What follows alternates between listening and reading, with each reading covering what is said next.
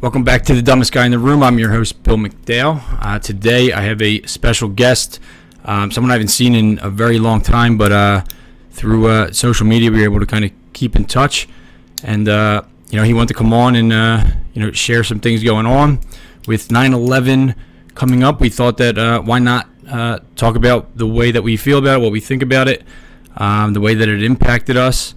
And from here, I'm just going to let Mike talk and, get your opinion on some 9/11. Thanks, Bill. Yeah, 20-year anniversary coming up. I saw Spike Lee's actually doing an HBO documentary around 9/11, so I thought, I haven't watched it yet, but since it's going to be a topic that's coming up in the next couple of days, I thought we'd jump into it. And I feel like a lot of people are afraid to question official narratives anymore. And there's just a lot of coincidences that, for me, have gone unanswered so far. And I thought we could kind of go over them. And a lot of them are kind of crazy when you think about it. The first one I'd probably want to talk about, there's a couple 9/11 dates in history that preceded September 11th, 2001. First is the Pentagon construction was actually started on 9/11/41, which was right before Pearl Harbor. And then 9/11, September 11th, 2001 was actually called the new Pearl Harbor. And do you know the date of Pearl Harbor? No, I couldn't tell you the date of Pearl Harbor. It's 12/7. Do you know what buildings collapsed in New York on 9/11? Which buildings? Yes. Do you know their names? Just 1 and 2, Tower 1 and 2, right? And then there was the other one that was next to it. Yeah, guess what that number was? What was it? 1, 2, and 7. 1, 2, and 7. Oh, 7. Snap.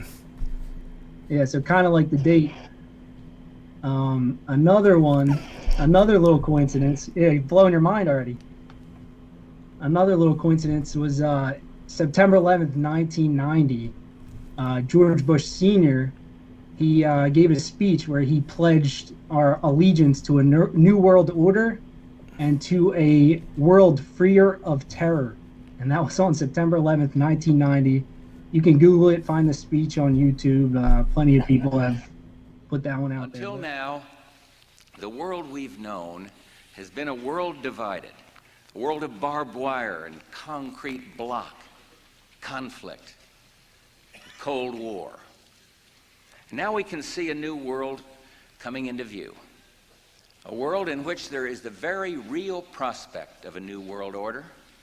In the words of Winston Churchill, a world order in which the principles of justice and fair play protect the weak against the strong. A world where the United Nations, freed from Cold War stalemate, is poised to fulfill the historic vision of its order, founders. Kind of crazy conspiracy theory. I don't even think I'd call it a conspiracy theory at this point, man. In the headlines now. It's all over the place. There's kind of a new world order going on right now with the way the world is. The way it seems like every government in the entire world has the same playbook. Especially with reopening and people going back to pubs and stuff, because our exposure sites still, will they be put back in place to be listed once we are reopening? Because they're not at the moment. We will be looking at what contact tracing looks like in the New World Order. And yes, it will be pubs and clubs and other things if we have a positive case there. Our response may be different if we know that people are fully vaccinated. So we're working through a number of those issues, but we will have to reflect. And if someone steps out of line, they're almost crazy and stupid, and they're looked down on. Like if you take any type of different outlook at the way governments are treating the coronavirus, you're crazy. But our patience is wearing thin, and your refusal has cost all of us. So it's kind of relevant. And then How about this coincidence? We have a national emergency on 9/11, which is just like the national emergency dialing code, which is 911. It's like it's kind of crazy when you think about it. And then in 1968, World Trade Center construction started in 1968. Guess what else happened in 1968? What was that? 911 was made the national emergency dialing code. Really? The same year construction started for the World Trade Centers, 911 was made the national emergency dialing code. It's another weird coincidence. It is. It is. And I never really looked into numbers like that, but I know there's some people that, like, I don't know if it's you or that are into it, but there's people that are really into, like, numbers, dude, and like the meaning behind numbers, and exactly. It is a lot of coincidences with what you just said. Now, there is, and it's almost like, well, do we live in some kind of simulation, or are they throwing these numbers out there for some kind of ritual? What's the deal with the numbers? Because I'll keep sharing. There's a lot of crazy numbers, and I would say in the last 18 months, when coronavirus really started kicking off, all I've done is started reading books, trying to understand, like, something didn't make sense. The way the world's working just didn't make sense. So I started researching things that have happened. 9/11 really never made sense to me, especially like George Bush was on camera reading to little kids at the very moment he finds out that a plane hit the tower. Just like, first of all, if you ever heard the guy try to read a speech, I don't think he's signing up to read books to people. But it just seemed a little too perfect that he's on camera reading to kids at the exact moment he hears someone whisper in his ear that we're under attack. And then, do you know, there's a clip of the whole interaction of him with the kids and the kids reading to Bush, and they're learning how to read. And you know what the 3 words they read to George Bush were? It goes, kite, hit, steal. So they say it like 4 or 5 times, kite, hit, steal. And the teacher points to the 3 different words, and she says, what's this word? And they say kite. What's this word? Hit. What's this word? Steal. And they read it to George Bush like 5 times. At the end, and remember the sound it makes. Get ready. Kite. Yes, kite. Get ready to read this word the fast way. Get ready. Kid. Yes, kid. Sound it out. Get ready. Kid. Sound it out. Get ready. Kid. What word? Kid. Yes, kid. Boys and girls, sound this word out. Get ready. Seal. What word? Seal. Yes, kind of weird words for them to be reading. Yeah, why those 3 words did they It's such a really weird pick there?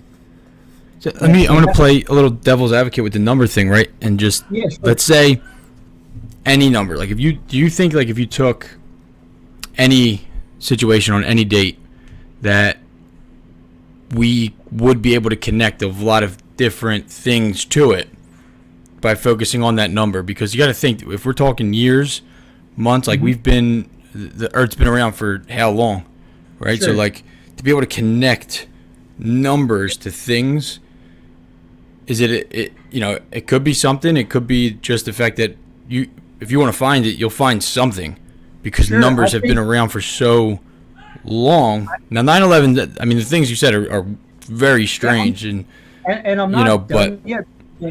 I'm not done yet necessarily, but it is strange, and I'm sure that there are dates that can have coincidences. I'm not ruling out coincidences.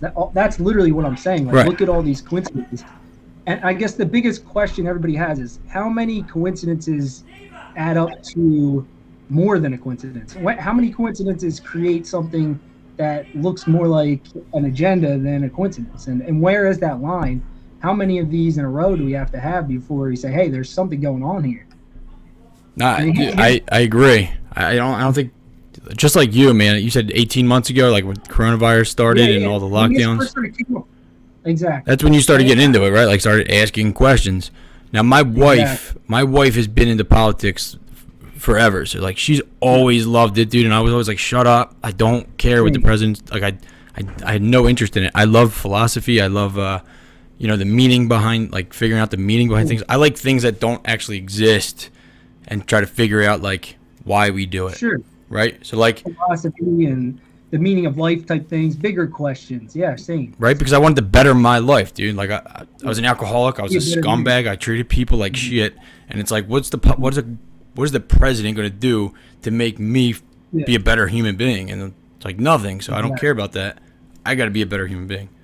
So with that being said, dude, like with her background in politics and understanding how it works and all of that, and then the way that I think, as soon as I got into it, dude, like I already had a resource that was very credible to me because, well, she's my wife, you know, and she is very, very smart when it comes to politics.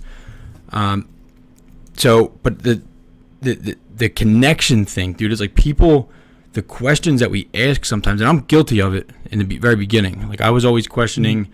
I was kind of jumped on. I shouldn't say like hardcore Trump train, but I like Trump. I was like, this guy is appealing to me. Like I like him. Yeah. And then, you know, over time, it's like I like him. I like what he's doing and things. But what is he doing? Exactly. Yeah. Right. Well, what is he doing? So I'll let you go back to the 9/11 thing. But I think that people need to question why they believe what they believe and stop questioning why other people are doing the things they're doing. Question what you're doing. So exactly. So I actually started out the same way. 18 months ago, I jumped in. I was like, "What's going on?" I was attracted to Trump. He seemed like he was different. Everybody seemed to hate him, so that made everybody else kind of like, "Hey, why do they hate him?" They're clearly twisting his words. His famous thing is the news is fake, and I wholeheartedly believe they script the news to divide people, to create fear, and he's the only one that's admitting that. So I was drawn into Trump, and then he was just so divisive, and I just did not buy into that.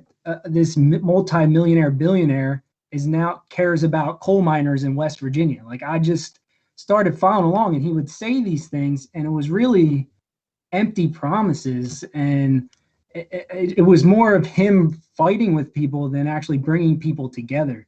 And I really think that's what we need these days is people to bring, especially with like what's going on in the world. You need people that unite each other, not divide, because we can be divided about a million different things. So let's bring it back to 9/11. But I was with you, and I kind of drifted away mostly with my research and just seeing like he's promising things and he's not really, it seems like he's saying them just to get people on his side. He called himself the father of the vaccine, goes and allegedly gets the vaccine when nobody's looking, when he's in the White House by himself. And he knows he has a large following that isn't necessarily pro-vaccine. So big donation from Pfizer. Yeah, big donations from Pfizer. I mean, he's connected to everyone. I mean, that's a different topic. You know, everybody's going to hate us now, right? When I do this, dude, when I talk about both sides, dude, it's an unstoppable force against you. The most hypocritical thing is the left can see all the crazy things that's wrong with the right, and the right can see all the crazy things that's wrong with the left. But really, you got to be in the middle to see the whole story, because they're all a bunch of hypocrites. Everybody says they're in the middle, too. I know. I remember when I used to say that. I wasn't. I was very pro-Trump for a while, and I just saw how he's manipulating people. But let's get back to 9/11. Yeah, but the reason I wanted to bring that up before you get back in 9/11, because I think that this was like a starting point for what's happening now, dude. Like I think 9/11 was the thing that if you start tracing back everything that they're trying to put in place right now, you can get back to it way even before 9/11. But I like 9/11 just because we were there. We weren't there, but we were actually alive when it happened. So we seen, you know, we turned on the news and we seen this thing happening in front of us. We were young, but we seen it. Sure. So that's where I wanted to start with this, and especially since it's coming up. So go ahead and let's go back a little bit and keep going. So you're 100% right, because 9/11 also did bring in the Patriot Act, which let these politicians spy on whoever they want for whatever reason they want, and kind of reeled in our freedoms. And that was the start of that. And now with coronavirus, you see they're doing it again. And once the government gets a little power, they do not give it back. And with all the different leaks over the years, whether it's Snowden or the guy from Europe, I forget his name, where they leak all these files. Yeah, they spy on us. Every single email we send goes to a server, every text message. So yeah, it is related to now, because now you got vaccine passports and you're not allowed to leave the country if you don't get the vaccine. And I mean, that's where we're headed. I mean, you might not be able to go into a grocery store if you can't show health records, which seems crazy. So yeah, you're right. It did start there, and it's kind of a scary time. But let's get back to a little bit of some number games here. Let's do it.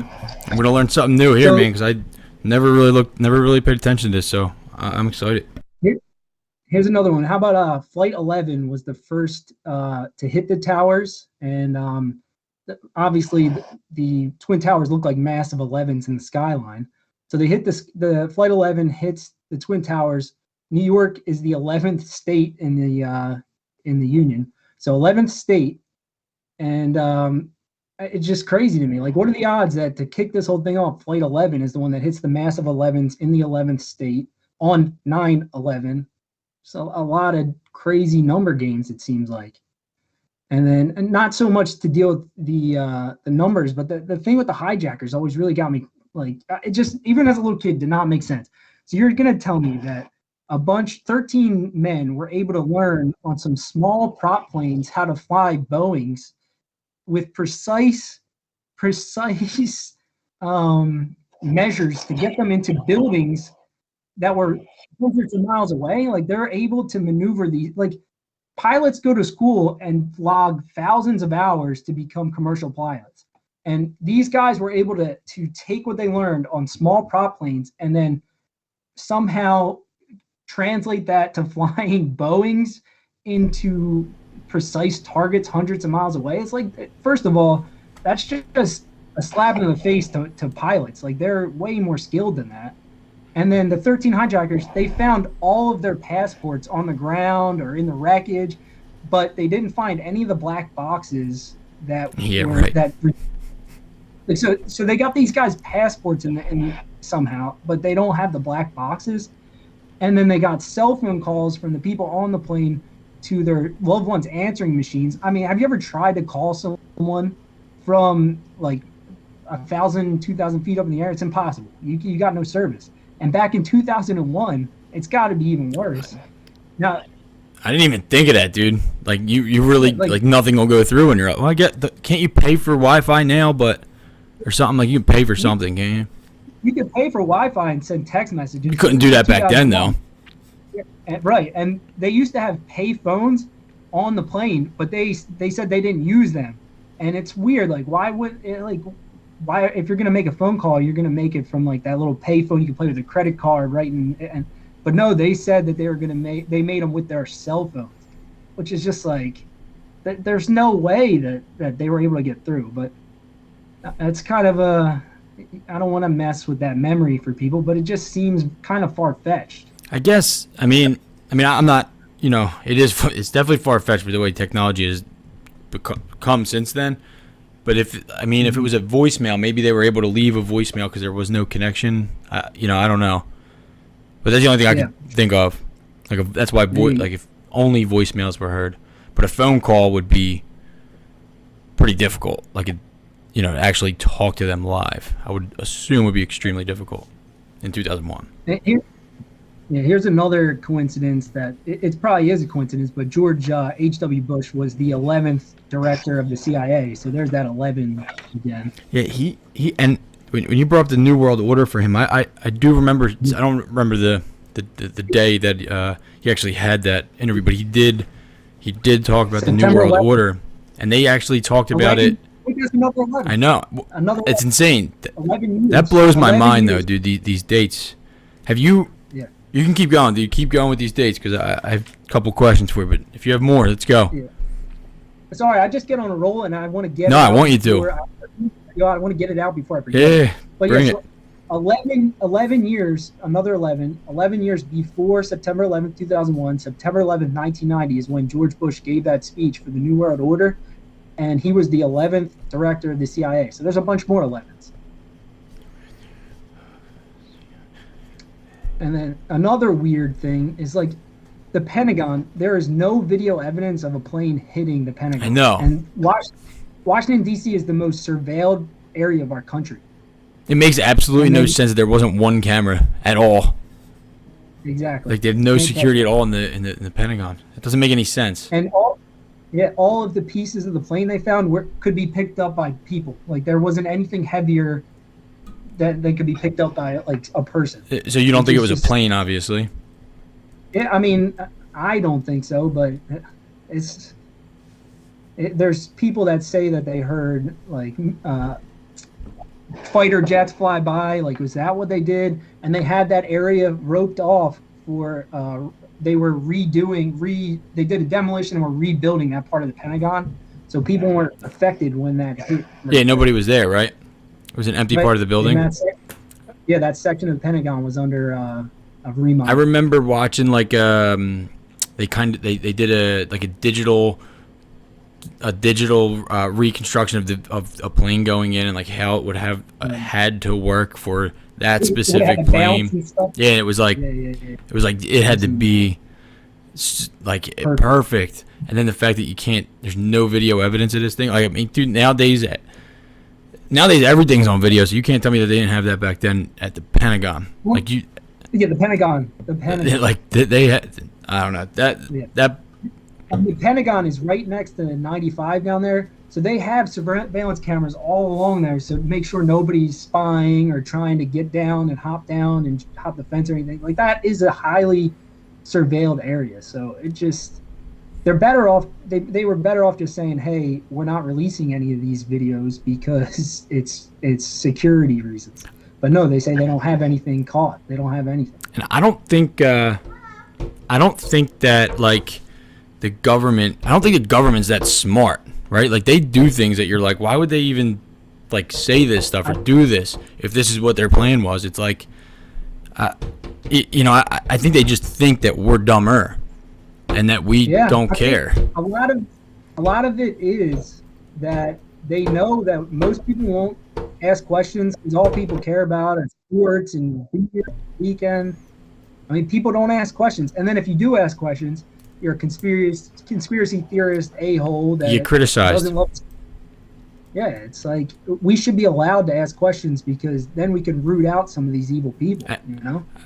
I 100% agree. Have you seen any of these numbers, like anything that's been consistent, still happening, or was like that terror attack? The tragic day of 9/11, was that here's a the weird ending one. point? The Twin Tower was hit at 8:46 a.m. I was going to ask you that because I thought it was around 9 o'clock. So 8:46 a.m. And then George Floyd last year, they said the man kneeled on his neck for 8 minutes and 46 seconds in the Twin Cities is where he was killed. The Twin Cities, the Twin Towers, 8:46. So yeah, they do use these numbers. Sorry, it's a lot of information, but like this stuff is just in my head.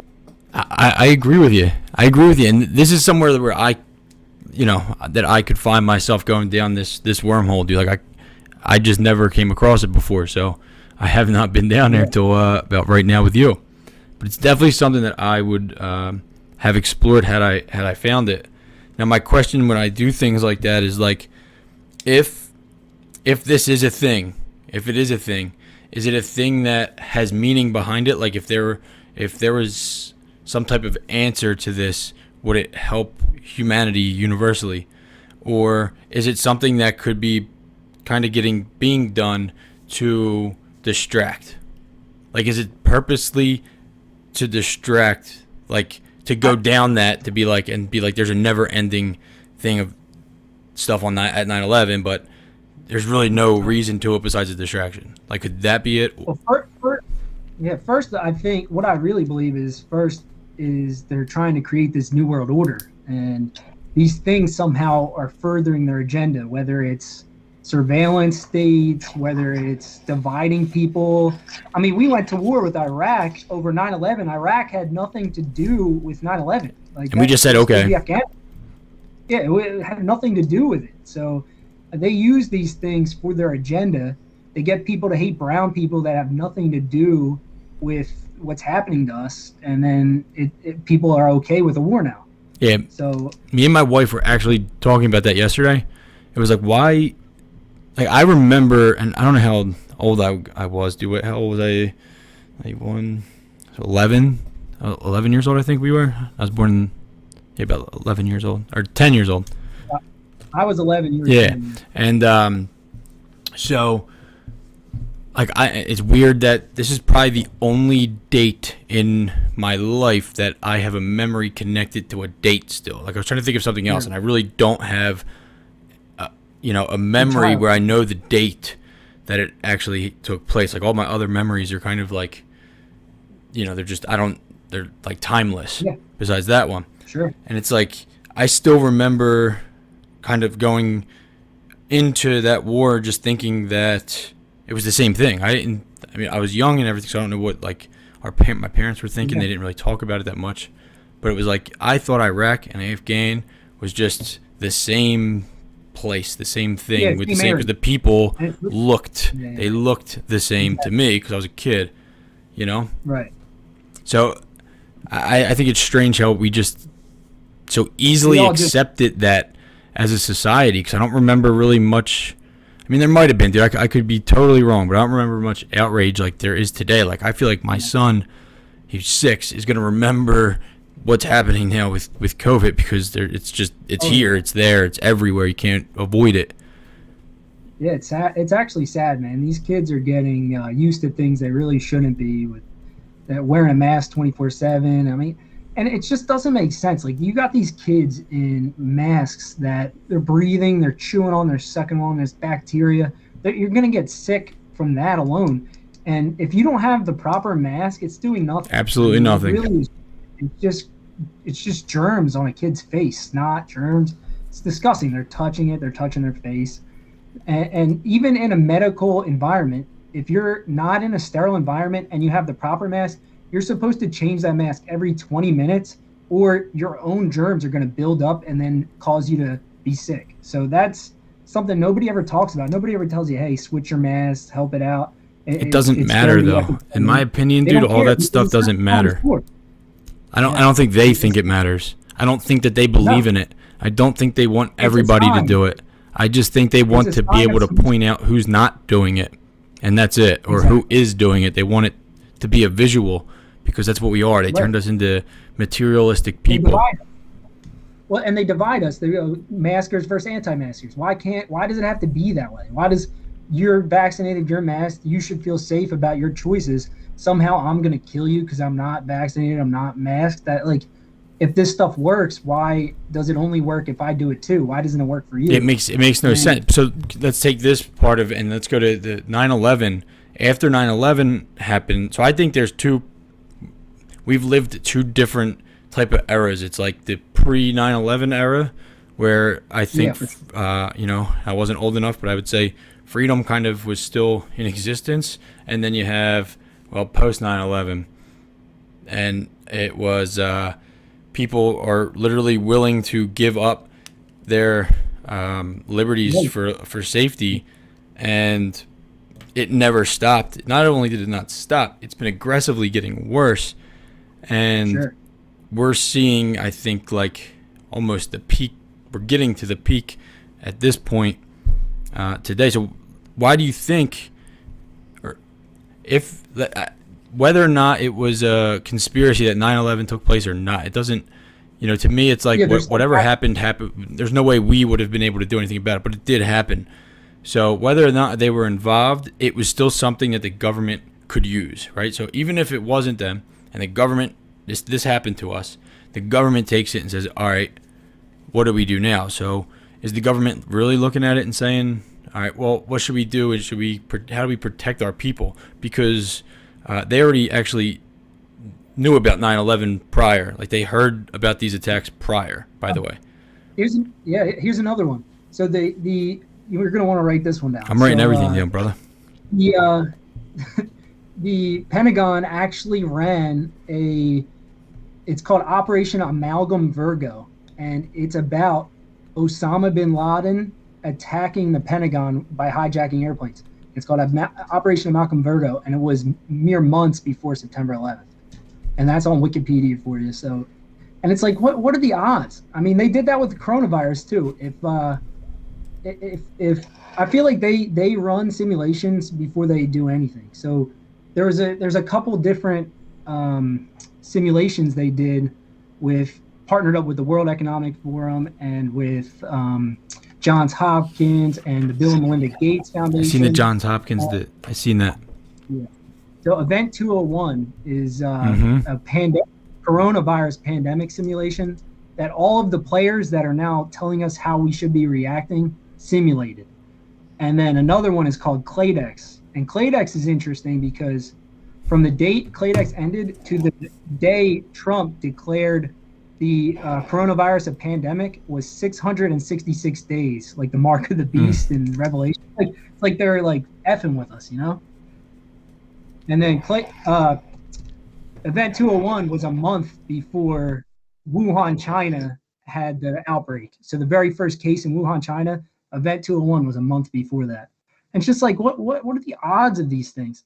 And then scumbag Amazon releases Utopia during the pandemic last year, which they filmed the year prior. So they already had this filmed and then released it during the pandemic. I'm not sure if you know what Utopia is, but basically it's a TV show about a billionaire wanting to reduce the population through a fake virus and using vaccines to sterilize people. And that's the show Amazon releases. And they wonder why people are afraid to get vaccines and don't trust the government. And like, all right, if that is a coincidence, then maybe you delay the release of that TV show for a year or two. Yeah, dude. I think that there's way more. I can get into that with you another time, dude, because I can go real deep into that. But when it comes to TV programming, I have I'm very skeptical. Even like what we're doing right now, right? I think this is the best type of communication virtually that you can do right now, because I can see your face, I can see your facial expressions. But the one thing that I'm still missing is touch. Like I can't feel whatever, and I don't care whatever anybody wants to believe, dude. There's energy when you speak. There's energy when you're doing things. Without a doubt. There's energy, dude. You feel it. You can really feel what somebody's meaning. And this is the closest thing to it without the sense of touch.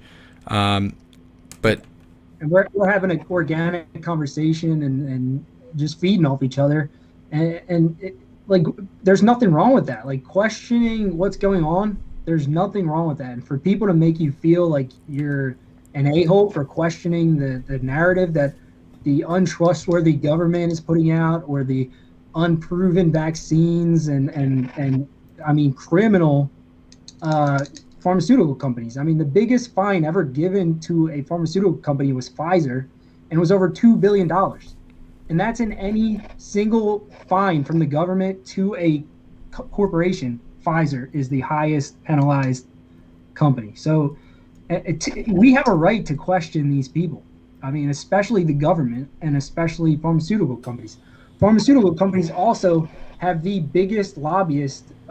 They give the most money per lobbyist out of any type of corporation over oil and gas, and it's I mean there's a lot of influence there. So, I always look in any of the studies and research I do, man, like there's a couple when I'm looking at science in general, I always question science. I don't care what anybody says. I'm tired of the narrative trust the science. That's bullshit, dude. That's bullshit, because that's what science is. Science questioned another science, and now you have new science, and it goes on forever, and it never stops. So I hate that trust the science crap, because, I'll give you an example. My dad, dude. My dad passed away from pancreatic cancer. 10 years before he died, he was actually diagnosed, and he refused treatment. And what they did was they said, with treatment, you'll live 6 months to a year. Without treatment, you live for 6 months. And my dad said, well, you found it doing a back scan because he broke his back. I feel fine, and you can't guarantee me more than 6 months, no matter, like, you're telling me a year at the most, 6 months on either hand. I'm living the rest of my 6 months every single day. And I resented my dad for that for the longest time. And he lived 10 years with no treatment whatsoever. Yeah. So if everybody trusts the science, you're just, you know. Yeah, imagine he did get chemo and what that does to your first of all. And back then, dude, it probably wasn't even close to what it is today. Exactly. You know? I mean, yeah, it breaks your spirit. I mean, it's tough on the body. So who knows if he would have got any benefit from chemo? The guy lived 10 years when he was supposed to get 6 months. I mean, that's and crazy. dude, he was like, for the most part, all 10 years, besides the last so the last year, he got sick. He got something, and then he got sick, and he went to he did go to the hospital for the first time, and then he ended up doing these treatments after not doing it for so long. And I was like, oh, now I'm upset about this. You gotta let people do whatever they want to do. You can't, you can't make people do things. I gave my opinion. He still did it because he wanted his grandkids, dude. He was, he loved them, but they were literally like, this thing is all over your body. I don't know how you're walking. And he's just like, I don't know, I've been fine.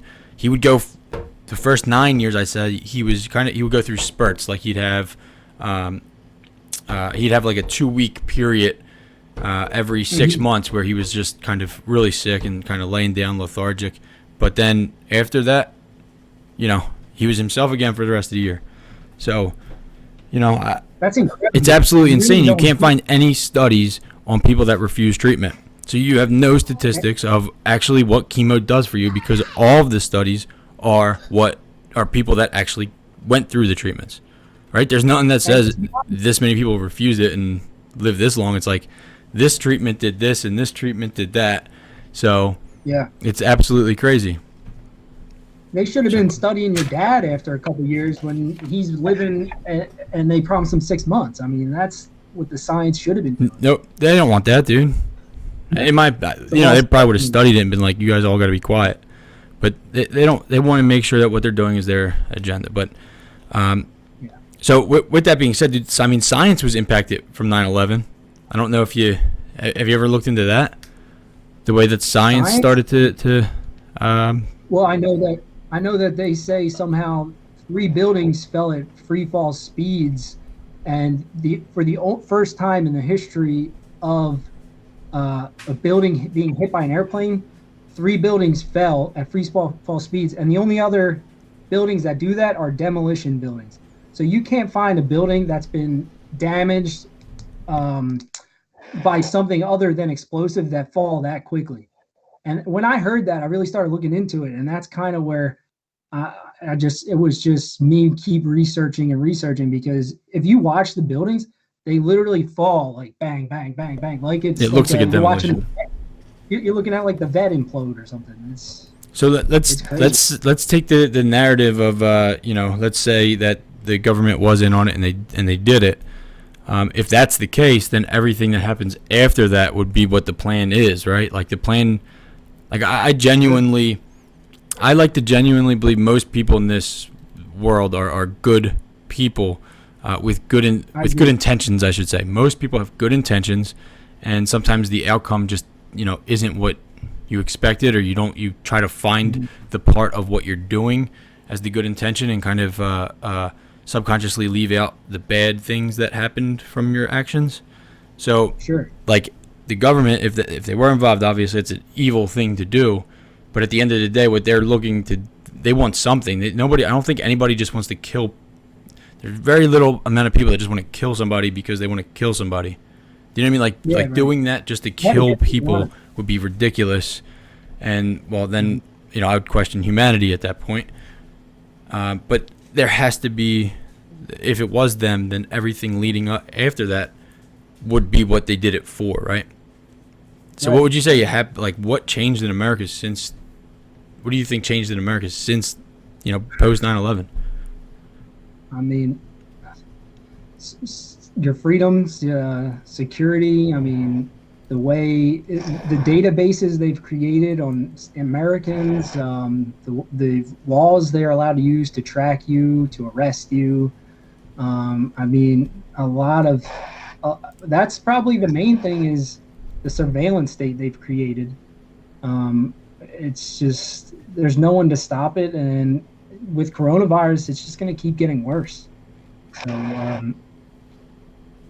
and when you look into the New World Order, typically what comes up is they want one world government everybody is under one government controlled, and universal laws. So it's kind of, is that where it's headed? Maybe something like the UN runs the world. I don't know. That's why I keep doing my research. I'm trying to figure out what the hell's going on, because things aren't adding up. I mean, you could take the UN back to Pearl Harbor, dude. You brought up Pearl Harbor, Harbor earlier, and Pearl Harbor. We knew about Pearl Harbor. Actually, dude, I might. I don't. Maybe because you were just talking numbers, but like, I think I could be wrong about this, dude. Don't give me on how many days, but we knew about Pearl Harbor, and if I'm not mistaken, it was like 11 days before it happened. Might be. I know they were warned, and I know that they had our aircrafts pointed the wrong direction. So if they were attacked, they were pointing the wrong way to then respond or to get out in front of it. So I do know. I've heard that.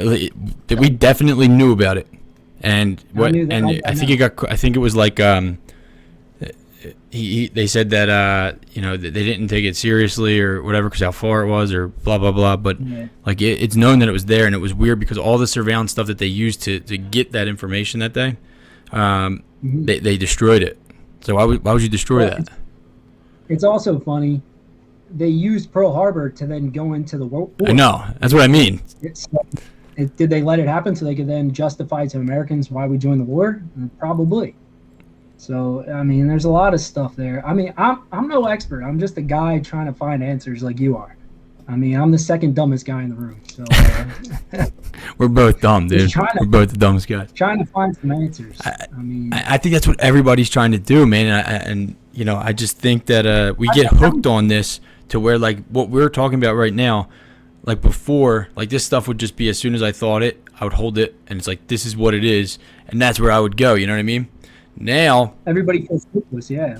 But now, dude, it's like I still know that I'm possibly wrong. I'm willing to admit that I might be wrong because if I look at my past, like everything I thought was basically wrong. Like usually that's what happens. To get here, I have had to have been wrong. Otherwise, I've been living in the same mental state, forever.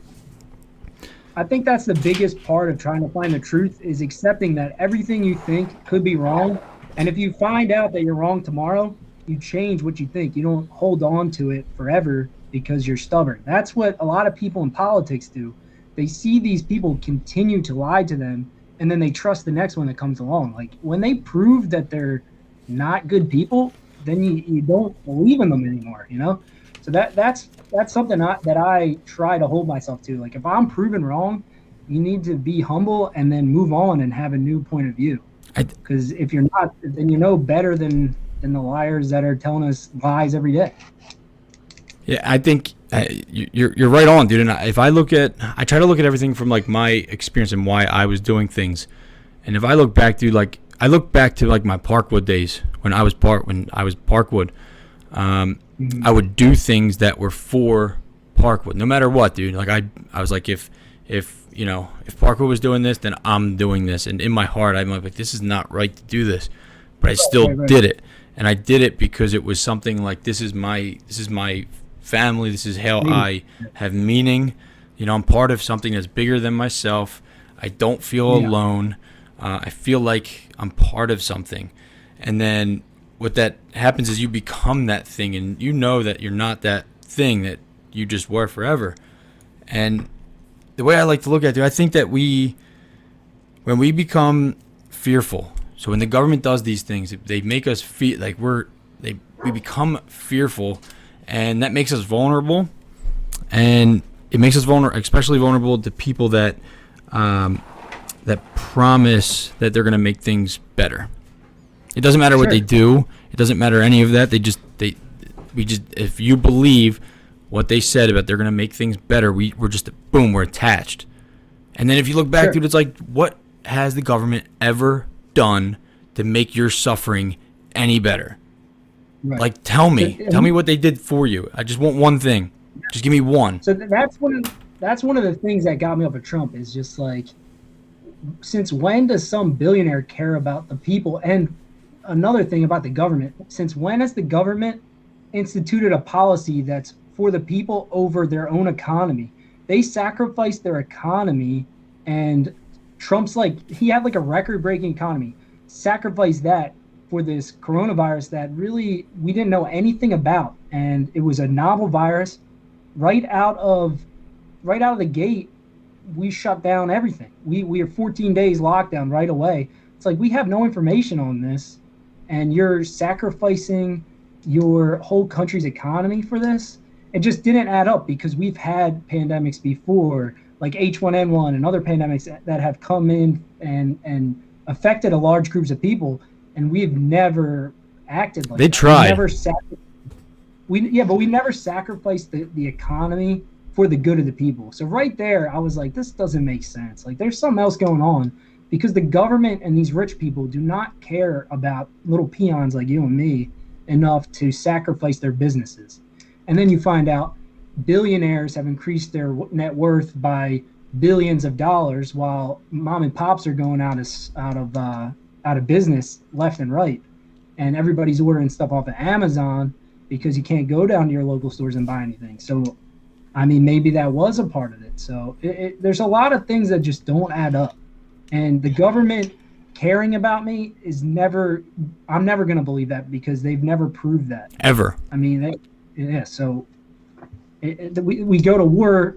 We've been in a war pretty much the entire time we've been in a country. I think there's 73 years of our country's since 1776 that we're not at a war. So it's crazy to me. And one more number thing that I forgot is Flight 77 hit the 77-foot tall Pentagon on the 77th meridian west, and it was 77 minutes after takeoff. So takeoff was at 8:20 and it crashed at 9:37, 77 minutes later. So there's that number.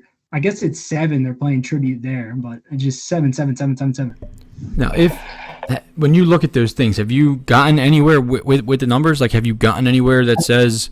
I think what it is numerology, and you look into it, and is it numerology? Is it there's secret mystery religions that deal with Kabbalah that's heavy on numbers and words, like gematria is another thing that people talk about. And I really haven't cracked the reason why, but I do notice that there's numbers everywhere. So what is going on here? I mean, is it something that we're just not privy to? Is it them just doing it in our face to say, hey, if you're smart enough, you can figure out that there's too many numbers here to be a coincidence? Is that part of it? I don't know. So I just have noticed them so far. And I get this stuff out of stuff I read. I didn't start looking for these numbers on my own. I've read books and stuff, and they point out hey, this is a weird coincidence, and I just note it, and it's definitely interesting. So you haven't really seen? Was there any numerology, for instance? I've actually looked into numerology, and it has it's sort of like your horoscope kind of thing. If you can give them the time you were born with the date and your name, and then it takes all that and it kind of can tell you what your personality is. They try to say this is what your personality is based on those things. I never heard of the Kabbalah or that's I would look into that, because gematria and Kabbalah, they go back, I mean, almost to ancient times, and it has to deal with a lot of number games and so gematria, they use a code where they assign A is 1 all the way to Z is 26, or they do it backwards. Z is 1, A is 26, and they can actually give messages to people who know how to decode with numbers with numbers and letters. So basically, if you're in the club, you can read what they're saying, where you and me just see it as either a headline on CNN or things like that. And that's what I've started to see in books. People have pointed out, hey, this could be a code that they're using for people that can read it. So that might be it. Like I said, I'm the second dumbest guy in the room. I don't know. I just see the number games everywhere. It is very, very, it's very interesting. It definitely poses a lot of questions. And the one thing that I am automatically thinking about is the metric system. So that would change numbers, right? So why did we create our own imperial system? I think. Like, why did we create our own type of measuring? The short answer is Freemasonry. I mean, Freemasonry, they established our country, and the imperial system is based on Egyptian units, which they trace their mysteries back to. But say, for example, water is at 33 degrees is liquid water, but 32 degrees is frozen. The highest degree a Freemason can be is 33 degrees. So like a mile that we use is based on an Egyptian mile. So yeah, it doesn't look like it makes sense why we use all these arbitrary numbers, but usually they all go back to Egypt in some way. So then what was the metric? Who created the... So it obviously the metric would have been after like they had to have changed it. Yeah. Metric kind of makes more sense. It's based on like the decimal system with 1, 10, hundreds, thousands, like centimeter, it goes up a zero in place to measure. Right. So it makes a lot more sense. And yeah, we should be on that, but our country's run by a bunch of Freemasons and they don't want to get away from it. So, and that's what I'm saying. So do you think that has any, like if you got into the fact of like, well, this was this many miles or the measurement was this, but if you converted it to another number, it would connect more things to what you're looking at. I'm sure it does. And that's my journey right now. I'm trying to figure that out. You know what I mean? But yeah, I'm sure it does. I just feel like there's something like that is not a coincidence, because you're doing numbers, like you're like I have looked into like the etymology, like of words, words that we use, and I like to look back and see where they kind of derive from, and our English was created by Christians, right? So Christians. So the English language was actually done by a monk named Burfirth. He was a Catholic monk, and he was a numerologist, and he pretty much modeled the English language. They encoded the Bible with it, and like 666 in the Bible, that's a gematria riddle. So if you take that scripture, it adds up to 666. So it all is very related. You're right. It's strange because words in general intrigue me. Like words are confused. Like everybody that takes these things as truth, it's like man created words, right? So all we did was somewhere down the line we became conscious and we needed to communicate with sound. So then these sounds, we were like, okay, well, let's have a universal, like this sound is this and this sound, like that's all it is. Like we're just giving sounds. Sure. So anybody that says like, that communication with the feeling and everything, just it doesn't matter and you don't need to see lips. Like I disagree with that 1,000%, because I think that the noises and the way that you're talking means a lot more than words sometimes. You're right. And so they say gematria is a way to measure the vibrations of the words you're saying.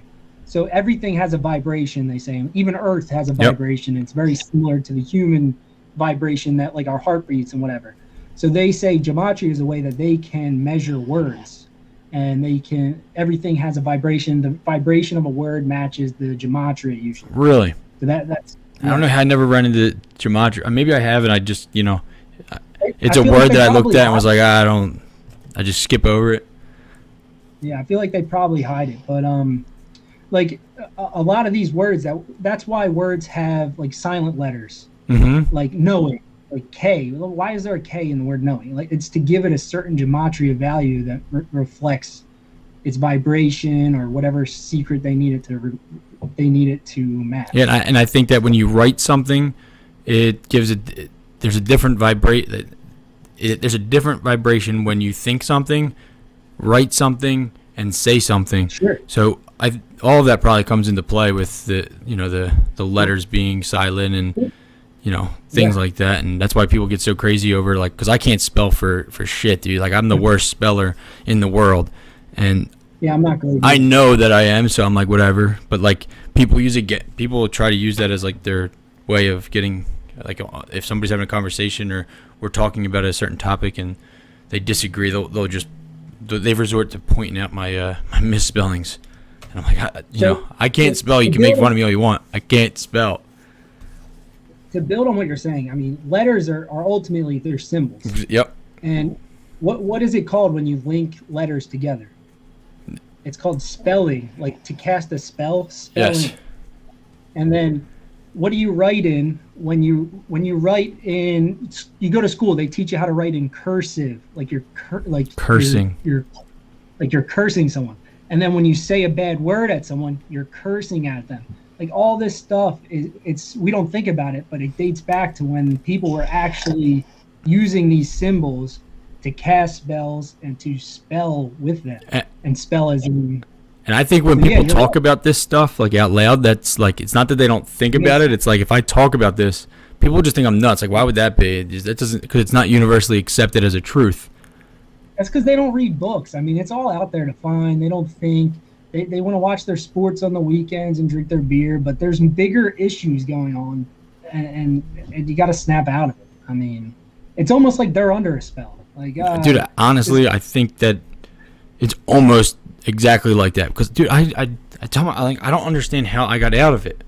Like, I don't remember. I remember being in that state of mind, dude, and I remember like the gradual opening for me of like when I started to see what was going on. But it's like, I don't know the exact point I snapped out of it, but I remember, if I just look back, it's like there was a time where I was in that. It's a complete different mindset, and that you can't, like, I can't wrap my head around how it was so easy to be in that. Yeah, it's like we were under a spell. And I would say, so I turned 30 years old last year, and I would say maybe like 6 months before that, obviously that was around coronavirus, it was like something just like snapped. Like, I got to look deeper into things, and I stopped caring about sports so much and started caring about exactly things like me, dude. I haven't watched sports at all. Family more, yeah, like people talk about sports, and I feel like I'm forcing the conversation. Like, yeah, I didn't see the game, but that's cool. I mean, oh yeah, you hit a home run. Like, it's like I don't even connect. Like, I did fantasy football this year, and I don't even know any of the freaking. Dude, I got out of it. I got out of fantasy football. I wanted to, but it keeps me in the loop with people, and I think that's good to stay connected to people. But it's huge. It's just like. It is. I think it's huge, dude. And that's what I tell people all the time. I'm like, I don't know if I want you to think like me. Like, I don't know if this is a good thing. Like, I don't know if it was better before I started thinking like this. I don't know, because I say to people all the time, is like, don't ask me questions if you don't want me to go into it and give you all these answers, because once you hear this stuff, like, there's no going back. Like, there's something I wholeheartedly believe there's something going on that we don't really know, and it's usually veiled to people like us, like hidden. And for some reason, people like you and me are waking up to it. Like, there's something going on. Like, I don't know if they're doing it on purpose and making things more obvious now to try and wake people up. But I agree. Like, I used to be a zombie sports, drinking beer on the weekends, and it's just not like that anymore. And I am thankful, but it was nicer to be a zombie, to be honest. Dude, it was. And look, the reason I did this podcast, right, is because I went on that journey, dude. And it's all about self. First off, I think that people don't really look at it that way. They try to look at everything like I look at myself, and I tried to, and I dug down so deep into me, dude, that it was the most painful thing that you can really imagine. And that's why I say I don't really think it's not really good for everybody, because I think it would be, but you might hate me for a while if you start digging into yourself that much, because you're a liar. You're a we are what we see in other people is what we are. And I think that the purpose of life is to better yourself. That's it. Yourself. It's a journey. You got to get better. Stop looking at people like they're negative. You work in yourself and don't judge other people. And that's how I try to live. But it's hard, right? It's and we're not perfect, so it doesn't just happen all the time. Like, everything that I talk about, people are always like, people tell me I contradict myself, and I'm like, I know I contradict myself. Like, that's what life is. It's a contradiction, but the difference is you don't recognize when you're doing it yourself, right? Like, I know when I do them things, And that's the point, is like I need to start talking about things that, you know, I might not do every day, and I need to talk about it more so that I'm doing it every day. It's like a way for me to kind of do that. And the reason I did this podcast was because I wanted to talk to other people. I wanted to get some different point of views, and I wanted to stop fearing judgment, because if I can stop fearing judgment, it will stop me from judging.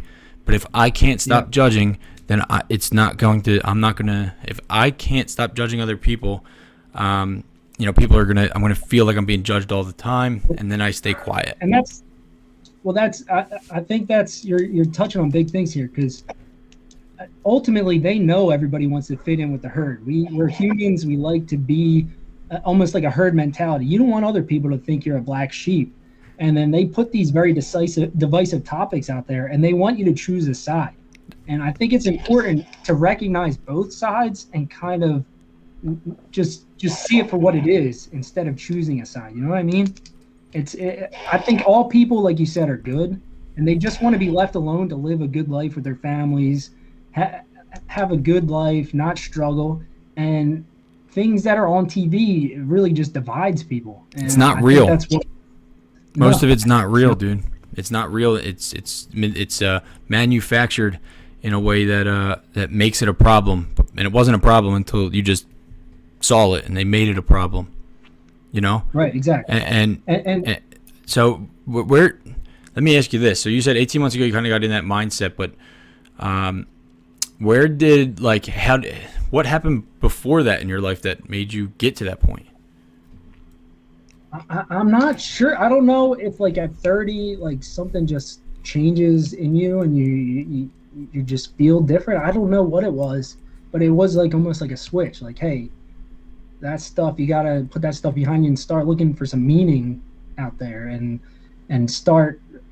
It's like almost immediately I started recognizing, like, the one thing Trump said that really is true is the news is fake. Like, they're manipulating you with every single story. So what I try to do is when I hear things and see things, I start asking myself, why are they presenting that to me in that way? What do they want to gain out of putting that news in front of mass amounts of people? What are they trying to do? And that really helped me start linking things together. Like, hey, they're guiding you the way they want you to go. They're putting out contradictory things to, some people grab onto this, some people grab onto that. What is really true? It's almost impossible to find. But I think the most important thing is don't be afraid. I mean, that's ultimately, they want people in fear, because when you're afraid, you do irrational things and you let them solve your problems for you. Yep, they create it. Yeah, I mean, they're not solving it though. They're giving you it. Well, they give you. You have to solve it. They give you the problem and they give you the solution. And they actually have a saying. It's called order ab chao, and it literally means order out of chaos. And that's a saying that these secret societies have, where they create problems and they already have the solutions for you. They've already worked out how they think the majority of the population is going to go, and they have different things all along the way to keep you going. I mean, and people can look that saying up. It's proven. That's what they do. No, I think honestly both are necessary for life, right? Like even down to the self. And I think that I don't know about you, man, but I got really big into, when I got sober, I started to believe again in something. So like I found that higher power. I started to believe, right? But I still always had a problem with religion. But recently I've actually started to really enjoy religions, all of them. Like I'd like to read about them and try to understand all of the religions, because they're all really very similar, and everybody tries to make them different. And if you look at the world today, dude, that's literally what they're doing. Like they're taking things that are very similar and then making it chaotic to make it look like it's like we're different, and we're not different. Exactly. Most of us are not that much different. And like I said earlier, most people are good people, and they just want to live their lives being left alone, doing what they do to survive. What I realized, dude, what I think I realized is that we judge in two different ways. So we judge ourselves And when we judge ourselves, we are judging ourselves based on the good intentions that we had to whatever the action was. But when we're judging other people, we're assuming we know what their intention was when they did something. So Yeah. if you look at politics and what they do, man, is they take an action. They don't care about the action. It's that they label an intent behind that, and then they ride with it. So it's like, you know that this person did it because they're this and that and this.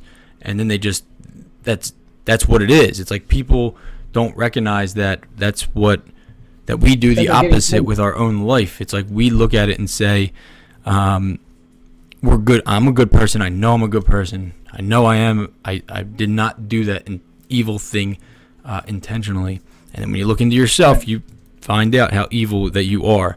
And you're capable of just about the most evil thing possible. And you might still think it's good, which is I think sick. That's the biggest thing in all religions is recognizing your past mistakes and being genuinely sorry for them, and trying not to do stuff like that again. I mean, that's really the basis of the teachings of most religions, is learn from your mistakes and be a better person. We're not perfect people. And like you said, I've gone on the same path, trying to research all religions and all beliefs and kind of the origins of religions and what their real message is. And they've been manipulated throughout history for obvious reasons, some nefarious reasons, some not. But if you break it down to what the real messages are, they're all pretty good. I mean, at the crux of all their religions. I mean, be a good person, treat everybody the way you want to be treated, and learn from your mistakes. I mean, that's basically the gist of all religions. So the way that I look at religions now is, it's similar, but it's internalized. So like a lot of this stuff in the book, because what we're taught, it sounds like it's something that you can see or do or something that's physical. And I don't think that's. I think it's more internal. So it's more like, it's more of a like an allegory. Like it's not actually what it's trying to say. That's not what it is. It is something here, but I can't explain it to you because it's not. There's no words to really describe it. So what I do is I paint you a picture and say, here, look at this painting. What does it mean to you? Mm-hmm. And everybody sees a materialistic world, so we look at it like, well, I see, and it's like, no, what do you feel? Yeah. You know what I mean? Like forgiveness, I think you have to forgive yourself. I think when you said treat everybody like you would want to be treated, I think that's what it manipulates a lot of people, to be honest with you. I don't think that's necessarily true, because how do you treat yourself? Who are you more likely to force to go to the hospital? You, if you were sick and like scared, it's going to be you, or is it your wife? Yeah. Who are you going to make sure takes you their medicine on time every day? You, or are you going to take care of your wife? Yeah, that's true. That's a good point. Right? You are way more willing to treat the person you love better than you are to treat yourself. There's people that'll take their dogs to the vet and pay thousands of dollars before they ever go get a checkup. Yeah. That's a good example. And that, if you look at the mask thing and the vaccinations, it's like they know that. Mm-hmm. So it's like, I need to do this to protect me, whatever. I need to do it to protect my family. Oh no, I got to do that. Yeah. I can't be responsible for their deaths. I've heard someone, well, if you don't get vaccinated, you could kill your grandmother, your grandfather. They're playing that up. You're right. And that's because that's what they're afraid of. They're afraid of taking that responsibility. And it's like, well, because they made it a universal responsibility for that stuff to happen. And it all started, again, we got way past 9/11, but it all started right with 9/11. That fear was brought over us. We were separated. The two parties, the surveillance started to happen, and we are under watch like 24. Like everything is now just legal to obtain. I mean, the one thing that they did with, and it the one thing that they were able to do is they were able to get your phone calls, and they were actually allowed to raid your house if you weren't home. And most of those things that they did, less than 1% of them were based on terrorists. It was all other things hardly any of it had to do with terrorism. So it's like, that's how you know they're lying. I mean, it's ridiculous. And if you can't look back at the past, and the reason I wanted to start with 9/11 to bring up today is because that's what you got to look at. It's like, yeah, you're scared right now because that's what they're telling you. Like, you're scared right now, but guess what? It's going to go away. It's going to happen. And then look at everything they put in place for the future. It's like everybody's living in the moment, but they're not. They're living in the moment to be afraid for later, and then later comes, and there's just so much more going on because you could not escape the chokehold. Yeah. Like I said earlier, they create this fear and they put in certain things that they pretend might be temporary, but the government, once it's given power, they don't give it back. So they don't relinquish things. Like the Patriot Act is still pretty much in effect. They can monitor everything we do. They never gave that back. Mm-hmm. They made changes to it, dude. They added more things that they could do with it. And then when they do what they're doing with medical requirements, who knows where that could go in the future? I mean, that's scary, dude. Yeah. I mean, I talked to my wife. I mean, I feel like we should go buy a farm and be farmers and live a simple life because I can't do dude. this. I mean, I'm just I'm laughing because like when my wife watches this video, she's gonna be like, "How come you never met this? You never like talked to him since high school? Are you sure?" I've told her that. I was like, I think that we should start growing, like doing our own thing. Like, why do I need?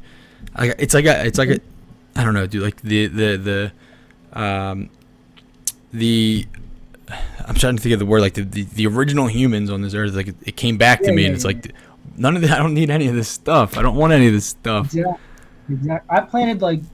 In the past couple months, I planted like 5 different fruit bushes and trees and all kinds of stuff because, like, I just want to be more self-sufficient, and actually I like doing it. Like, it just brings you joy to be out working. Dude, you turn the TV off and you're open up to a whole nother world. Have you ever gotten into philosophy at all?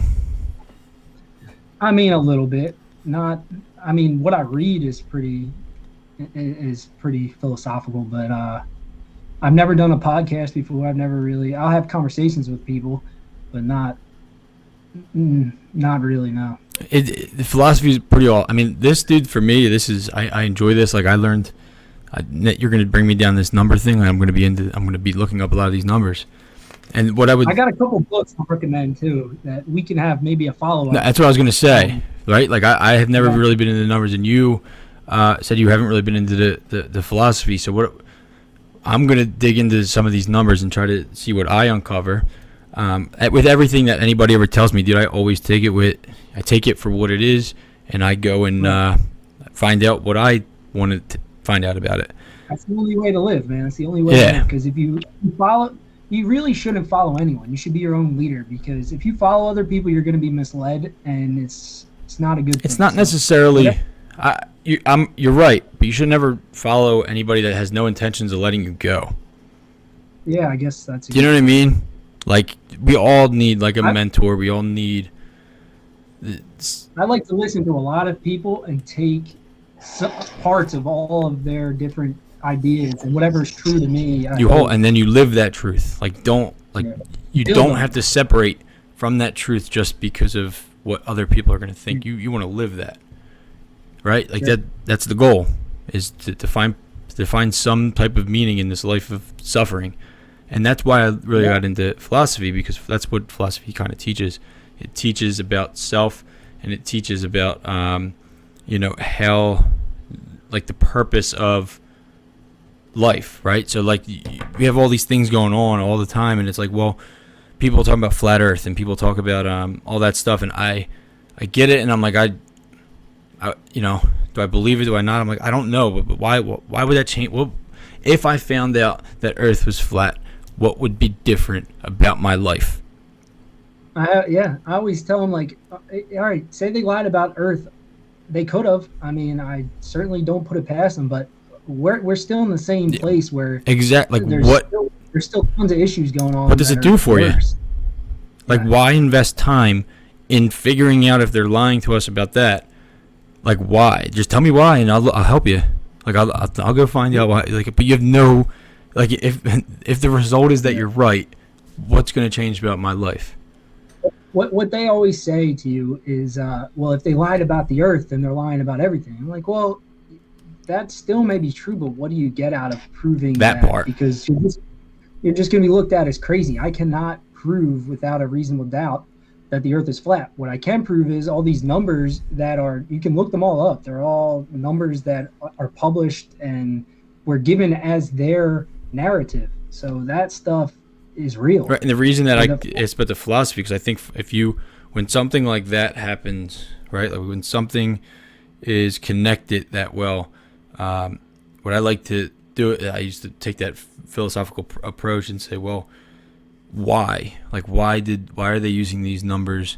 And then start asking more and more questions rather than finding more statements. I think that the whole journey to truth is just finding the right questions. And if you can ask yourself the right question, you'll get further. But once you're stuck and not asking questions and looking for those things, you can get so further away from what you're looking for.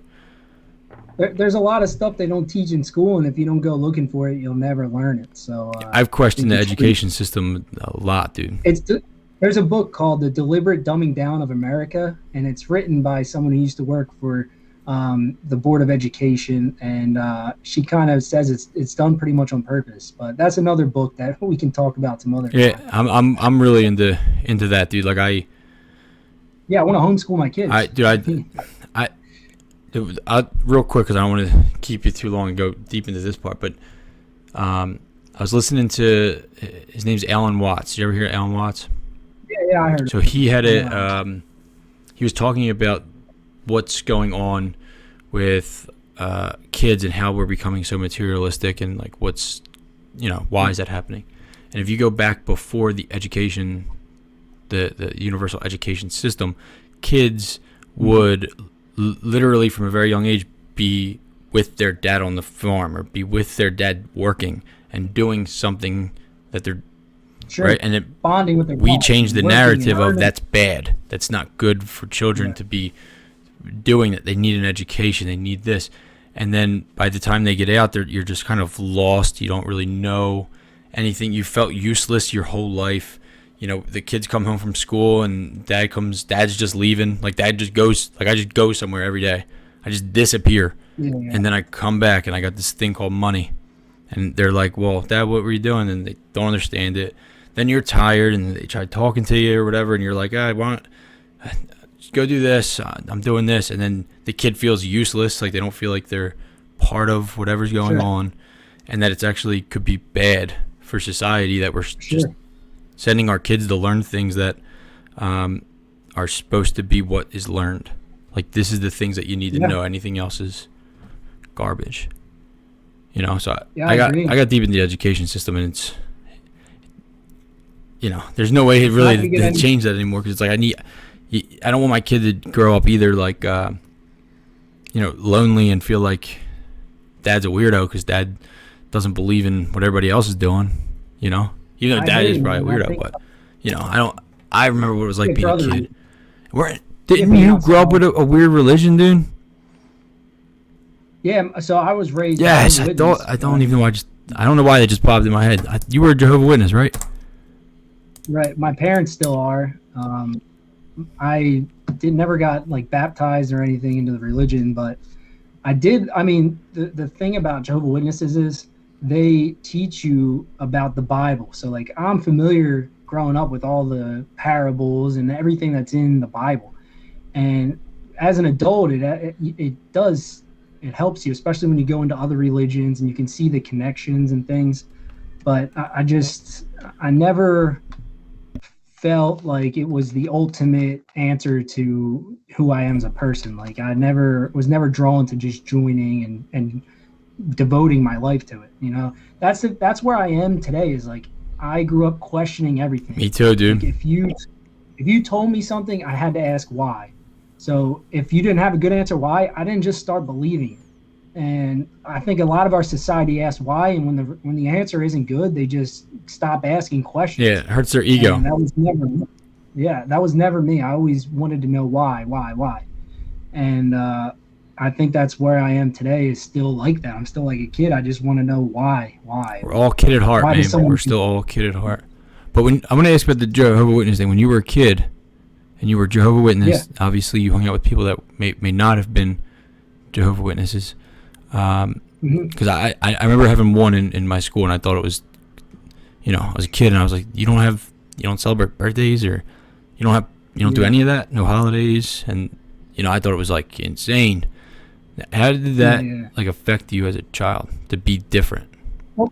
So, I mean, being different is definitely hard, especially when kids like pick on you and stuff. And to be honest, it kind of makes you into, I don't want to say a stronger person, but like you get used to people not seeing the same way as you. And as a kid, it's very tough. But it teaches you it teaches you you don't have to fit in. But I mean, the thing about not celebrating things and being deprived, like my parents always gave us like presents, and we never felt like we were like being deprived of things, but we did, like, you do feel like, oh, am I missing out on something?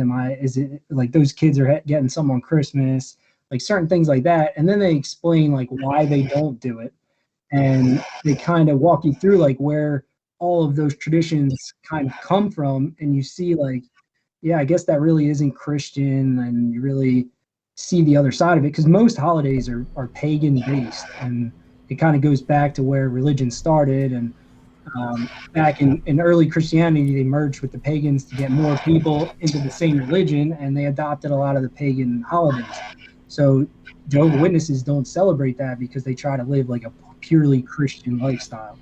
So my big thing is like, I think like you do, where everybody at heart is a good person, and they just want to live a good life. And like, if you're a certain religion, there's no reason that's wrong. You just go on the same journey I'm on. That's it, man.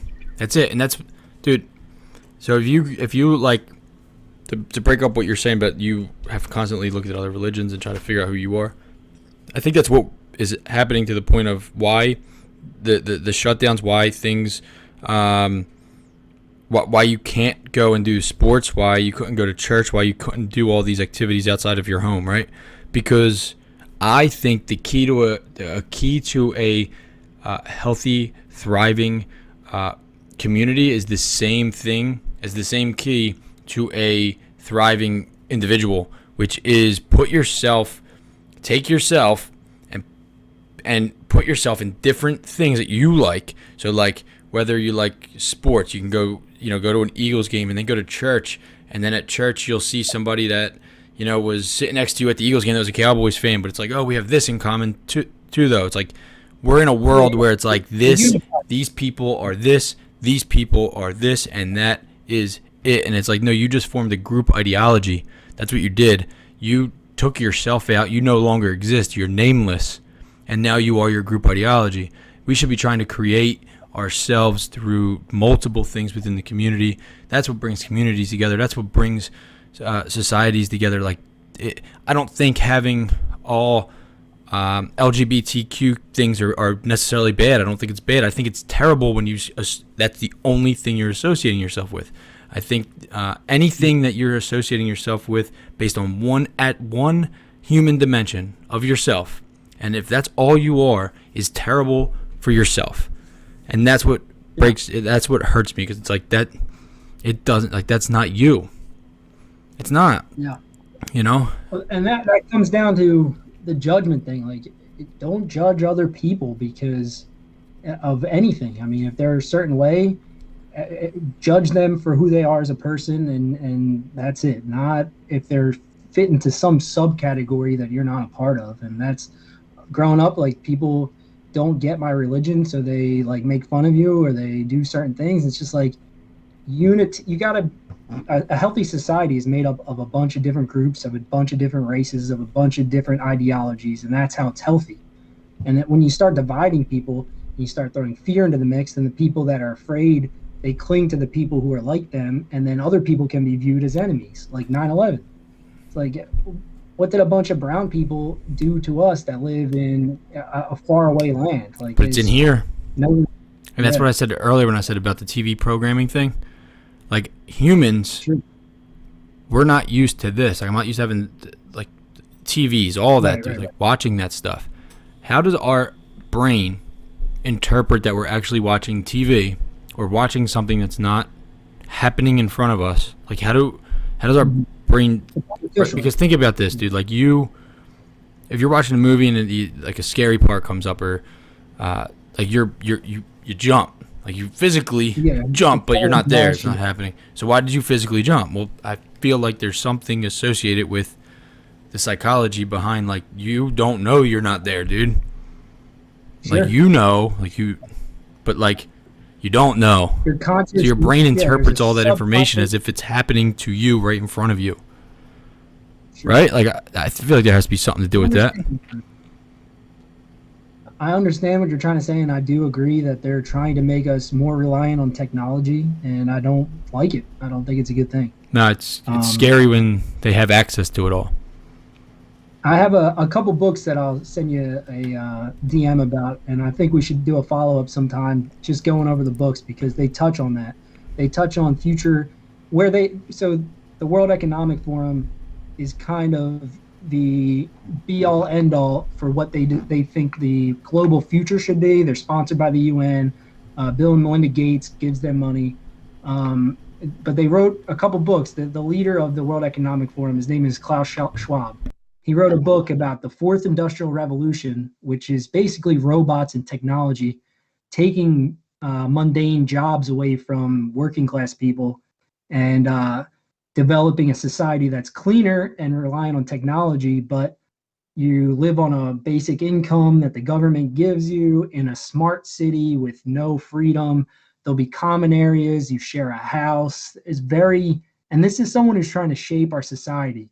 So I think there's a reason a lot of this stuff's going on, and it's these guys lay it out in their books. Like I said, that they run the simulations, they write books, they publish books, and I think if you're not paying attention, you'll think I'm a crazy conspiracy theorist. But if you read the same books I'm reading, the people who are making the decisions for the world are writing these books and saying what I'm saying. Yep.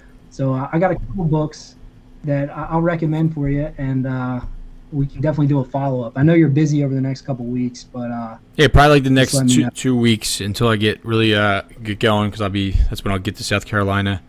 House will be ready and everything. And then what I want to do, I'm going to give you some philosophers to look at, dude, because I think the worst thing, I think everybody relies on the government for help, and they're looking in this big group for help, and it's like, I think if people would just look and say, you know, what big group has the government ever really helped? And the people that always escape that lifestyle always, for some reason, get killed by the government as soon as they try to do something different. So, you know, the one philosopher I love, his name's Nietzsche, and his quote, dude, I'll tell you the quote because you were talking about it, but I'm not going to quote it exactly because I'm probably wrong, but, you know, there's only one Christian, and he died on the cross.